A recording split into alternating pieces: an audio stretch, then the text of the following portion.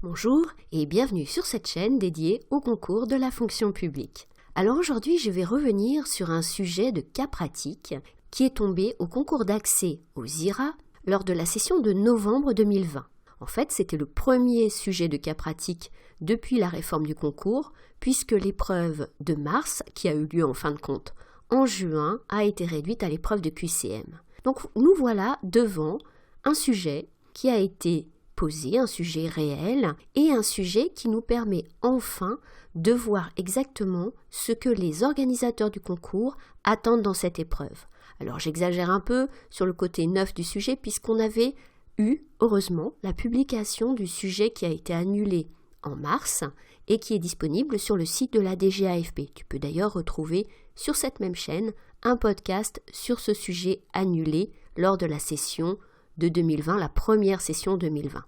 Donc pour cette deuxième session 2020, on a donc un cas pratique. Un cas pratique qui porte sur un sujet relativement interne. C'est un peu la déception. On arrive sur un sujet de mutualisation des fonctions support, un sujet qu'on aurait bien vu dans une note administrative sur un concours interne. J'imagine que quand tu sors des études et que tu passes le concours pour la première fois et que tu te retrouves face à un sujet aussi technique si on veut, mais c'est pas vraiment technique, c'est en fait organisationnel, mais qui demandait une très bonne connaissance du fonctionnement des services déconcentrés de l'État, tu peux être un peu désarçonné. Et ce qu'il faut bien voir dans ce cas pratique, c'est qu'on ne te demande pas de refaire l'organigramme de la préfecture. Évidemment, il faut quand même pouvoir, à la lecture du dossier, trouver des informations essentielles sur quelle est la nature de cette réforme, et on te demandait même de la raccrocher aux principes, aux enjeux de la réforme territoriale. Mais à travers cette épreuve, ce qu'on demande surtout, c'est de faire la preuve de 3 compétences. Alors je vais les prendre une par une. La première compétence qu'on te demande dans un cas pratique, c'est la logique. Tu dois retrouver, à travers le dossier, un certain nombre d'informations. Mais on ne te demande pas de faire du copier-coller, de faire une sorte de puzzle. Ce qu'on te demande, c'est de prendre ces informations, ou en tout cas celles qui te paraissent essentielles, et de retrouver la logique d'un dispositif, d'une réforme, ici d'une réforme donc interne des services préfectoraux et des services départementaux interministériels. Cette réforme vise donc à mutualiser tout ce qui est fonction support. Ce qu'on appelle fonction support, ça va être donc les ressources humaines, l'informatique, l'immobilier, la logistique, et ainsi dégager du temps, dégager des ressources, dégager du budget pour les autres directions qui s'occupent de mettre en œuvre les politiques publiques.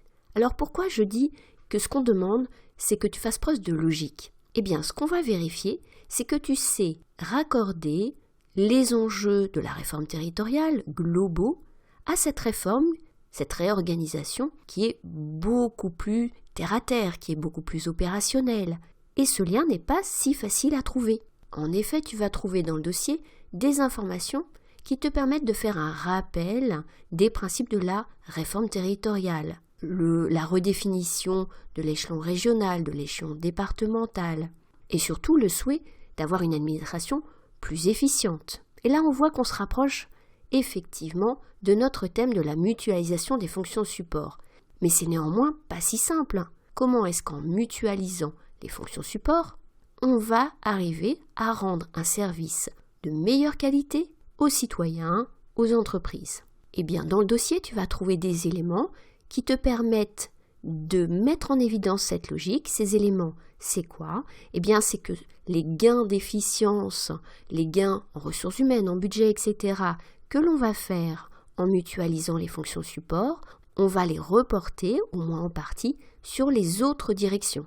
On va donc leur permettre non seulement d'être dégagés d'un certain nombre de tâches liées à ces fonctions support, mais aussi d'avoir des moyens supplémentaires pour la mise en œuvre des politiques publiques. Et là, on voit qu'on peut raccorder cette mutualisation des fonctions support, donc une réorganisation très interne, avec des enjeux beaucoup plus globaux de la réforme territoriale. Donc dans ta note, il va bien falloir mettre en évidence ces liens. On te suggère un plan, tu vas le suivre. Grand 1, les enjeux de la réforme territoriale. Grand 2, la mutualisation des fonctions support. Mais là où ta note va se distinguer, c'est que tu vas montrer au cours de ce grand 1 que tu vas peu à peu recentrer sur cet enjeu de la mutualisation, eh bien tu vas montrer le lien avec les enjeux plus globaux de la réforme territoriale. La deuxième compétence qu'on va tester avec le cas pratique, c'est ton adaptabilité. En quoi tu vas savoir adapter ton analyse à un contexte particulier. Alors ce contexte, quel est-il? Tu fais une note pour le préfigurateur de la création de ces secrétariats généraux communs qui vont donc mutualiser les fonctions support. C'est disons ton public, le destinataire de la note. Mais ce qui nous importe, c'est surtout quel est le public de ce destinataire. Eh bien, quel est-il? La note vise à préparer une réunion des directeurs départementaux. Ces directeurs départementaux sont non seulement les directeurs des directions de la préfecture, mais aussi les directeurs des directions départementales interministérielles, puisque ces deux types de directions sont concernés par la mutualisation. Et là, il faut vraiment s'interroger. Bouge-toi les oreilles, lève ton stylo et mets-toi en situation. Imagine la scène. Le préfigurateur arrive en réunion devant les directeurs départementaux. Quel est son objectif? Qu'est-ce qu'il veut obtenir de cette réunion? Et de l'autre côté, qu'est-ce que le public de la réunion veut obtenir? Qu'est-ce que les directeurs départementaux vont soulever comme question, comme problème éventuellement? Et donc tous ces éléments, c'est bien des points de vigilance que tu vas mettre dans ta note. Alors en 2 mots, les directeurs départementaux, ce qu'ils craignent, c'est d'être perdants dans cette réforme. De perdre parce que des services qui étaient chez eux seront mutualisés, donc de perdre en accès direct à un certain nombre de fonctions support, de perdre éventuellement des agents de qualité, et il va falloir les rassurer. Il va falloir les faire adhérer à la réforme en montrant pourquoi cette réorganisation est un deal gagnant-gagnant. Donc tu vas amener au destinataire de la note, à ce préfigurateur, des éléments qui vont lui permettre de rassurer les directeurs départementaux. Les rassurer également sur le calendrier de mise en œuvre de cette réforme, puisque on a une échéance au 1er janvier. Il va falloir la respecter. Mais ce public n'est pas le seul. Les directeurs départementaux, eux, font face aux questions de leurs agents. Ceux qui sont directement concernés par la réforme, qui vont changer de direction, et ceux qui ne sont pas directement concernés, mais qui avaient l'habitude d'avoir des secrétariats, par exemple, qui étaient beaucoup plus proches. Dans le sujet, on te met sur la piste, puisqu'on te dit que tu vas préparer une annexe imposée. Tu sais que dans le concours des IRA, on doit préparer 2 annexes. Ici, on a une des 2 annexes qui est imposée, qui est un bilan intermédiaire. Alors, comme on est en novembre au moment du concours, et que l'échéance de la réforme est janvier, on imagine que c'est pas vraiment un bilan à mi-parcours comme c'est écrit dans le sujet. Mais qu'importe, c'est un bilan intermédiaire et on te dit que ce bilan intermédiaire pourra être présenté au comité technique. Là également, il te faut une bonne connaissance du fonctionnement de l'administration. Un comité technique, c'est une instance dans laquelle on trouve bien sûr les représentants du personnel. Et tu sais que par la réforme de la loi d'août 2019, ces instances de représentation du personnel sont modifiées. Donc je t'invite à mettre à jour tes connaissances sur ce sujet. Mais pour en revenir à notre sujet de la mutualisation, on te dit donc que le sujet sous-entend donc que le préfigurateur va faire une présentation devant le comité technique et qu'il pourra s'appuyer sur cette annexe. Donc, il va bien falloir également lui donner des éléments pour rassurer les agents eux-mêmes et pas seulement les directeurs. Donc, tu vois que ce n'est pas forcément des éléments très techniques qu'on te demande, mais c'est plutôt des éléments stratégiques pour que le destinataire de la note trouve dans cette note tout ce dont il a besoin dans une situation bien précise. Enfin, on a une 3e compétence que l'on teste avec cet exercice, c'est ce que dans la note de cadrage, on appelle la créativité. Alors la créativité, dans un concours de la fonction publique, tu imagines qu'elle est un peu bridée. Mais qu'est-ce qu'on veut dire? On veut dire que tu ne fais pas que reprendre des éléments du dossier, on va te demander d'apporter des idées. Ces idées ici sont sous la forme de propositions. On te demande donc de formuler des propositions qui touchent à 3 domaines, les ressources humaines, l'immobilier et le budget. Alors, ça fait un peu peur ces propositions, évidemment. Comment est-ce que, En 4 heures, non seulement on prend connaissance d'un sujet qui est relativement complexe, on l'analyse dans un contexte particulier et on fait des propositions. Les propositions, il ne faut pas t'effrayer trop quand même.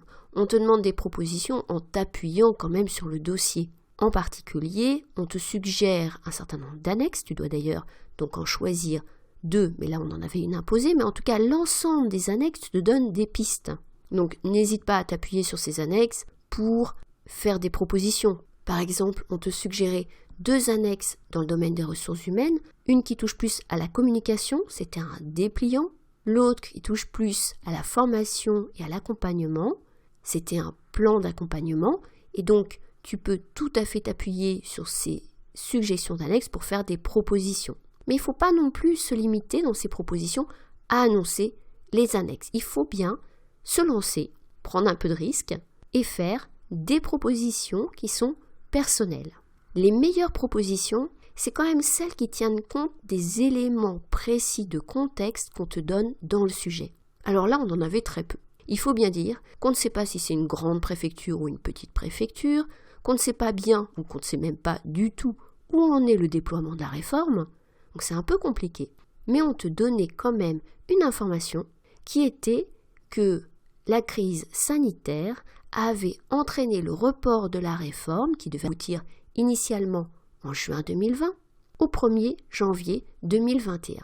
Ce contexte peut te donner des idées de propositions pour adapter le déploiement de cette réforme à ce contexte si particulier de la gestion de la crise sanitaire. Par exemple, tu avais dans le dossier des informations sur le plan de formation, eh bien, aménager le plan de formation pour tenir compte par exemple des formations à distance, ou plus généralement aménager la communication pour prendre en compte le fait qu'un certain nombre d'agents sont aujourd'hui encore en télétravail, ça peut te donner des idées de propositions. Donc tu vois 3 compétences qu'il faut mettre en évidence quand tu rédiges un cas pratique. Ton sens logique, ta capacité d'adaptation et ta créativité, on va dire ton imagination. Mais une imagination qui est extrêmement opérationnelle. C'est comment, dans un contexte précis, je peux imaginer déployer un dispositif général. Alors si tu recherches un corrigé de ce sujet, tu trouveras une proposition en description de ce podcast. Je mets en plus de ce corrigé une grille avec les points clés à noter quand on lit le dossier. Cette grille peut te permettre d'auto-évaluer tes méthodes de prise de notes. L'idée n'est pas d'avoir repris tous les points qui sont dans cette grille, mais d'en avoir quand même suffisamment, de surtout pas avoir oublié les points principaux. Donc j'espère que ces éléments te permettront toi-même d'avancer dans cette prise en main, dans cette maîtrise de la méthodologie du cas pratique. N'hésite pas également à aller écouter les podcasts sur cette même chaîne, sur la méthodologie du cas pratique. Je les reprends point par point, que ce soit la lecture du sujet, la prise de notes et bien sûr le plan type d'un cas pratique. Alors j'espère que ces différents éléments t'aideront à aborder sereinement les prochaines épreuves de concours que tu vas passer. N'hésite pas à rejoindre sur Slack un espace de partage où tu pourras échanger avec d'autres candidats au concours de la fonction publique. Tu pourras éventuellement me poser des questions si tu le souhaites. Tu trouveras le lien vers cet espace de partage sur Slack en description de ce podcast. Et enfin, si ce podcast t'a intéressé, n'oublie pas de le liker, de le partager si tu le souhaites, de le commenter, de t'abonner à la chaîne si tu veux être au courant des prochains podcasts. Et il me reste à te dire à bientôt sur YouTube, à bientôt sur Slack et bonne chance pour les concours que tu prépares.